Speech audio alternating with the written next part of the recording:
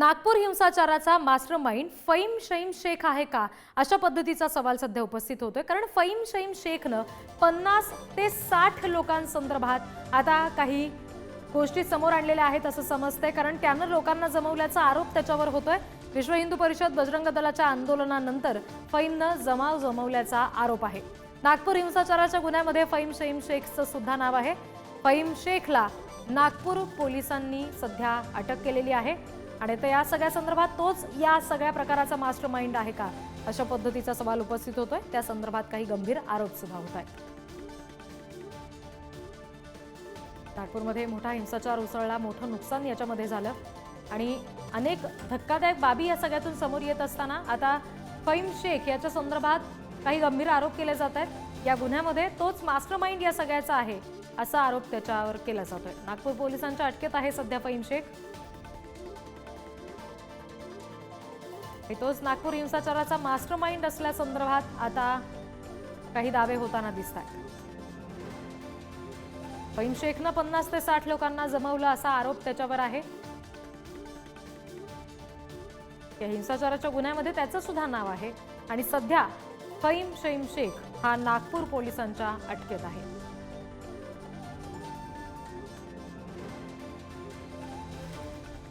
आणखी तपशील आपण घेणार आहोत। प्रतिनिधी जितेंद्र शिंगाडे सध्या आपल्याशी जोडले गेलेले आहेत, त्यांच्याशी आपण बोलणार आहोत। जितेंद्र, या सगळ्यामध्ये आता फहीम शेखचं नाव समोर येताना दिसतंय, याबाबत काही वेगळे दावे होत आहेत का, काही पुरावे समोर येत आहेत का?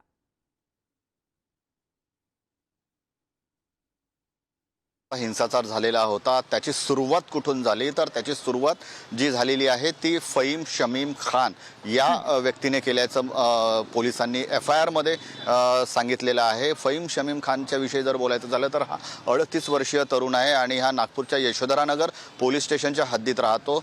मायनॉरिटी डेमोक्रेटिक पार्टी नावाचं एक संघटन आहे, त्याचा हा नागपूरचा अध्यक्ष आहे आणि विश्व हिंदू परिषद आणि बजरंग दलाने ज्यावेळी सकाळच्या 12च्या सुमारास जेव्हा आंदोलन केलेलं होतं छत्रपती शिवाजी महाराज चौकामध्ये, त्या आंदोलनानंतर दुपारच्या सुमारास जवळपास 2 वाजताच्या सुमारास हा फहीम शमीम खान जो आहे तो 50 ते 60 लोकांना एकत्र करून छत्रपती शिवाजी महाराज यांच्या पुतळ्याजवळ एकत्र झालेला होता आणि घोषणाबाजी देण्यात आली होती। त्यानंतर पोलिसांनी यांच्यासह काही तरुणांना सोबत नेलं होतं आणि गणेशपेठ पोलीस स्टेशनमध्ये या फहीम शमीम खानने तक्रारी दाखल केली होती। मात्र पोलिसांनी जो गुन्हा दाखल केलेला आहे त्यामध्ये 5 FIR दाखल करण्यात आलेले आहेत आणि पहिल्या FIR मध्ये याचं नाव नाही, मात्र दुसऱ्या FIR मध्ये याचं नाव आहे आणि त्यामध्ये विस्तृतपणे सांगितलेलं आहे की सुरुवातीला कशा प्रकारे यांनी 50 ते 60 लोकांना एकत्र केलं, त्यानंतर संध्याकाळी 500 ते 600 लोकांना एकत्र करून घोषणाबाजी देण्यासाठी प्रवृत्त केलं, तोडफोड करण्यासाठी प्रवृत्त केलेला आहे।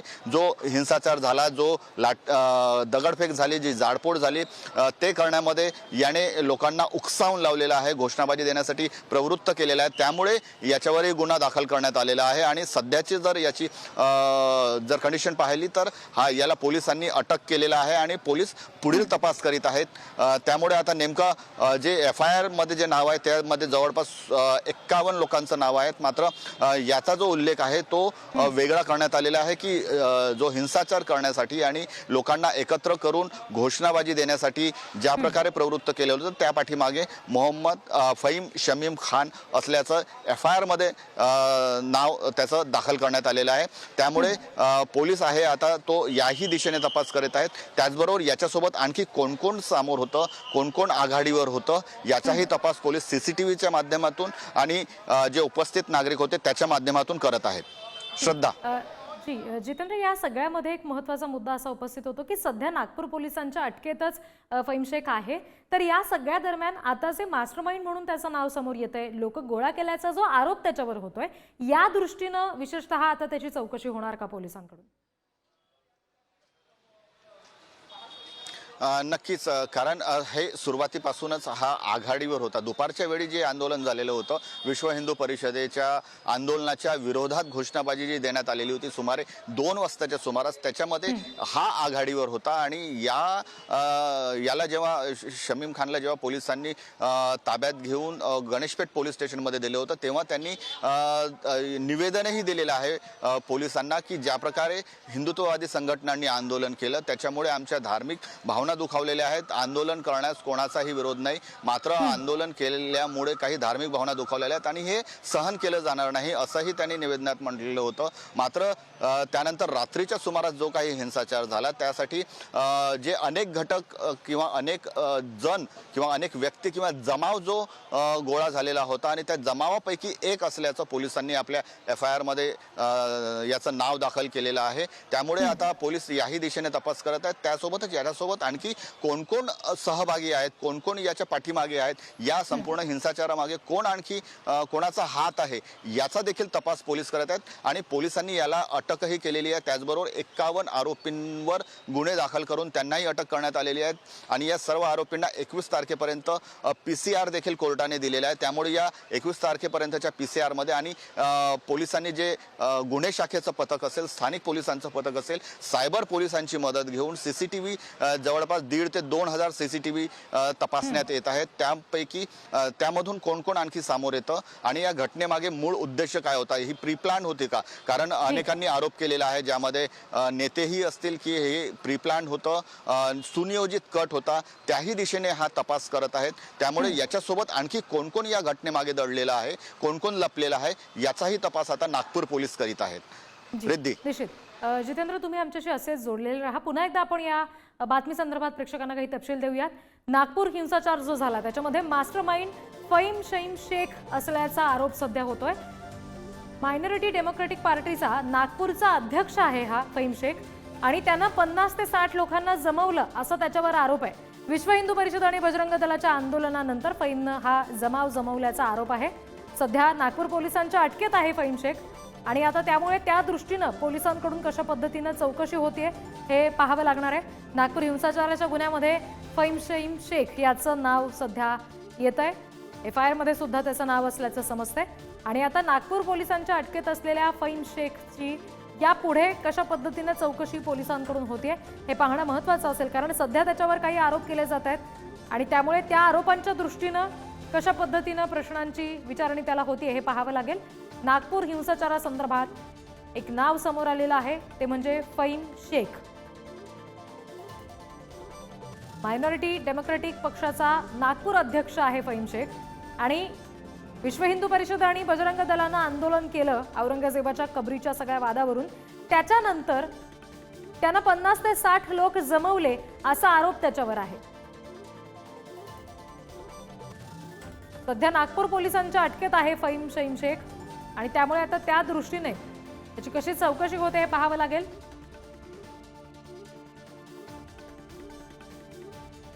अनेक धक्कादायक प्रकार या सगळ्या हिंसाचारादरम्यान घडल्याचं आता समोर येत आहे. मोठं नुकसान अनेकांचं झालेलं आहे. गाड्यांची तोडफोड असेल, घरांची तोडफोड असेल, सगळ्या गाड्या जाळणं असेल, दगडफेक मोठ्या प्रमाणावर झालेली आहे.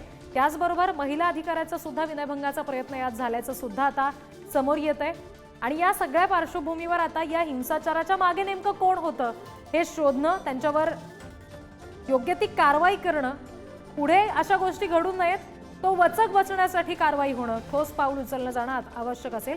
आणि त्या दृष्टीनं सध्या एक गंभीर आरोप एका व्यक्तीवर केला जातोय. त्याचं नाव फहीम शेख असं आहे. त्यानं 50 ते 60 लोकांना जमवल्याचा आरोप त्याच्यावर आहे आणि एकंदरीत नागपूरचा हा जो हिंसाचार झाला, मोठा वादंग उसळवणारा आणि नुकसान करणारा, त्यामागे मास्टरमाइंड फहीम शेख असल्याचा सुद्धा आरोप होतोय. दरम्यान विश्व हिंदू परिषद आणि बजरंग दलाच्या आंदोलनानंतर फहीम शेखनं प्रतिक्रिया दिलेली होती, बघूया. ठीक है, प्रदर्शन करना किसी के खिलाफ आपका संवैधानिक अधिकार है, लेकिन मुसलमानों की कलमे की चादर को जलाना ये कहाँ की बात हुई? वहाँ पर जो है कलमे की चादर को जलाई गई, जिसमें हमारे कुछ बंदों ने जाके विरोध किया और उसके बाद में प्रकरण सामने आया और पुलिस वालों ने लाठीचार्ज सिर्फ एक पक्ष के ऊपर किया, जबकि वो शांतिपूर्वक ढंग से वहाँ बैठकर सिर्फ ये डिमांड रख रहे थे कि जिन्होंने कलमे की चादर जलाई उनको अरेस्ट करो और उनको लेकर आओ. तर नागपूरमध्ये हिंसाचाराचा जो प्रकार घडलेला आहे त्यापूर्वी फहीम शेखनं दिलेली ही प्रतिक्रिया आपण नुकतंच पुढारी न्यूजवर पाहिली. मायनॉरिटी डेमोक्रेटिक पार्टीचा नागपूर अध्यक्ष आहे फहीम शेख आणि त्यानं नेमकं काय यावेळेला म्हटलं ही प्रतिक्रिया आपण पाहिली. ही प्रतिक्रिया हिंसाचारापूर्वीची होती. पुन्हा एकदा आपण प्रतिनिधी जितेंद्र यांच्याशी जोडले जाऊयात, त्यांच्याशी या संदर्भात पुन्हा एकदा बोलूयात. जितेंद्र, नुकताच फहीम शेखनं दिलेली प्रतिक्रिया सुद्धा आपण पुढारी न्यूजवर आता ऐकली. या सगळ्या संदर्भात त्याने काही गंभीर दावे केलेले आहेत.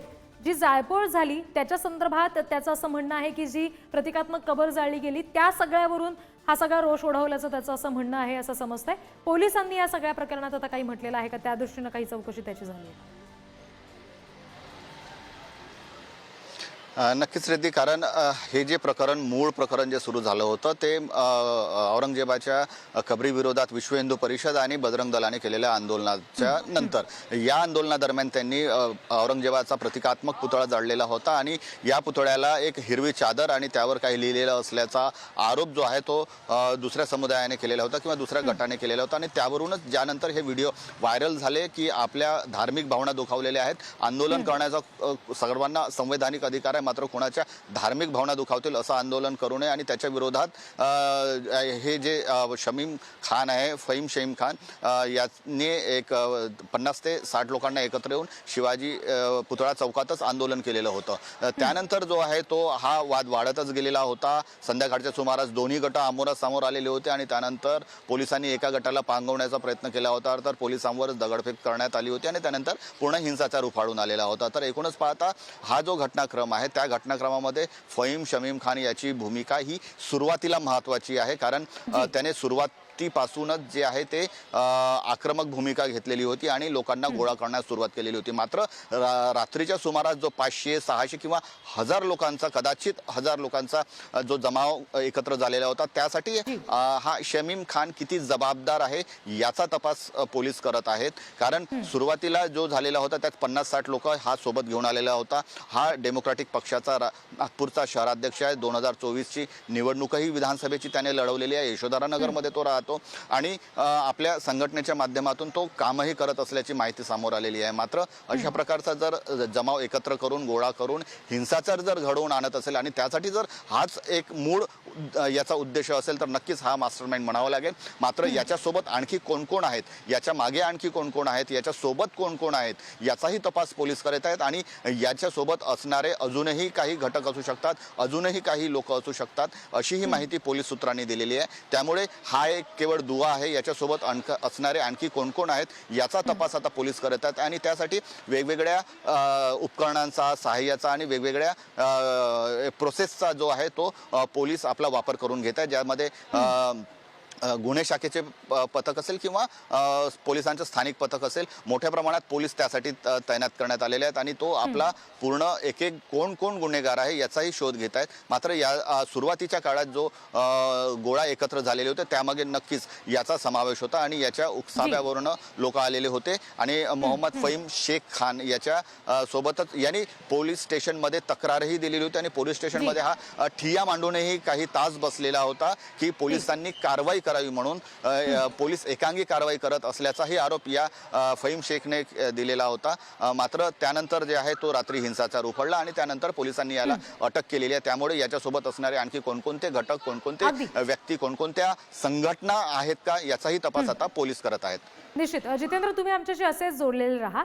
नागपूरचे आमदार प्रवीण दटके यांच्याशी या सगळ्या संदर्भात आमचे प्रतिनिधी श्रेयस सावंत यांनी संवाद साधलेला आहे, आपण बघूया.